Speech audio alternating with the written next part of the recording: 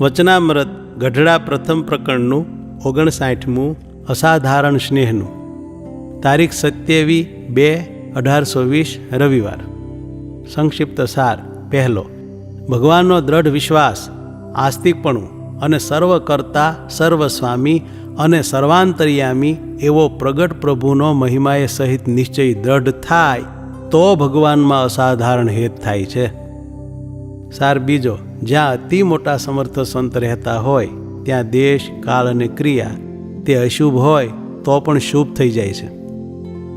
સ્વામિનારાયણ હરે, સ્વામિનારાયણ હરે.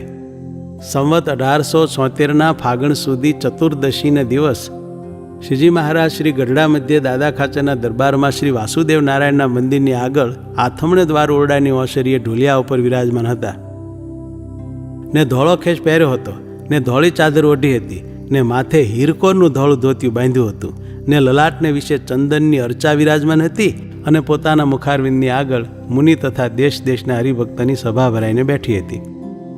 પછી શ્રીજી મહારાજ બોલ્યા છે, પ્રશ્ન ઉત્તર કરો. પછી મુક્તાનંદ સ્વામીએ પ્રશ્ન પૂછ્યો છે, હે મહારાજ, ભગવાનને વિશે અસાધારણ પ્રેમ થાય તેનું શું કારણ છે? પછી શ્રીજી મહારાજ બોલ્યા છે, એક તો ભગવાનનો વિશ્વાસ હોય, જે આ મને મળ્યા છે તે નિશ્ચય જ ભગવાન છે, તથા આસ્તિકપણું હોય, તથા ભગવાનના જે ઐશ્વર્ય તેને જાણે જે આ ભગવાન છે તે બ્રહ્મહોલ, ગોલોક, શ્વેતદીપ એ આદિક સર્વેધામના પતિ છે, તથા અનંત કોટી બ્રહ્માંડના પતિ છે, તથા સર્વના કર્તા છે અને પુરુષ, કાળ, કર્મ, માયા, 3 ગુણ, 24 તત્વ, બ્રહ્માદિક દેવ એ કોઈને આ બ્રહ્માંડના કર્તા જાણે નહીં. એક ભગવાન પુરુષોત્તમને જ કરતા જાણે અને સર્વના અંતર્યામી જાણે એવી રીતની સમજણે સહિત જે પ્રત્યક્ષ ભગવાનના સ્વરૂપને વિશે નિશ્ચય, તે જ પરમેશ્વરને વિશે અસાધારણ સ્નેહનું કારણ છે. પછી વળી મુક્તાનંદ સ્વામીએ પૂછ્યું છે, એવો ભગવાનનો મહિમા પણ જાણતો હોય અને અસાધારણ હેત ન થાય તેનું શું કારણ છે? પછી શ્રીજી મહારાજ બોલ્યા છે, જો એ ભગવાનનો આવો મહિમા જાણે છે તો એને ભગવાનને વિશે અસાધારણ હેત છે, પણ એ જાણતો નથી. જેમ હનુમાનજીમાં અપાર બળ હતું પણ કોઈકના જણાવ્યા વિના જણાણું નહીં, અને જેમ પ્રલંબાસુર બળદેવજીને લઈ ચાલ્યો ત્યારે પોતામાં બળ તો અપાર હતું પણ પોતે જાણતા ન હતા, પછી જ્યારે આકાશવાણીએ કહ્યું ત્યારે જાણ્યું, તેવી રીતે એ ભક્તને ભગવાનને વિશે અસાધારણ પ્રીતિ તો છે પણ જણાતી નથી. પછી વળી મુક્તાનંદ સ્વામીએ પૂછ્યું છે, એ પ્રીતિના બળને જણાયાનું શું કારણ છે? પછી શ્રીજી મહારાજ બોલ્યા છે, સત્સંગ અને સત્શાસ્ત્રનું શ્રવણ કરતે સતે એને ભગવાનને વિશે અસાધારણ પ્રીતિ છે તે જણાય આવે છે.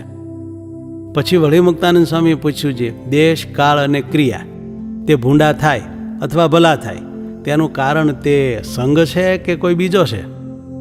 પછી શ્રીજી મહારાજ બોલ્યા છે, દેશ તો પૃથ્વી કહેવાય, તે સર્વે ઠેકાણે સરખો છે અને કાળ પણ સરખો છે, પણ અતિશય જે મોટા સમર્થ પુરુષ હોય તે જે દેશમાં રહેતા હોય તેને પ્રતાપે કરીને ભૂંડો દેશ હોય, ભૂંડો કાળ હોય, ભૂંડી ક્રિયા હોય તે સર્વે સારા થઈ જાય છે, અને અતિશય ભૂંડા પાપી પુરુષ જે દેશમાં રહેતા હોય તેને યોગ્ય કરીને સારો દેશ ને સારી ક્રિયા ને સારો કાળ હોય તે પણ ભૂંડા થઈ જાય છે. માટે શુભ ને અશુભ એવા જે દેશ, કાળ ને ક્રિયા તેના હેતુ તો પુરુષ છે.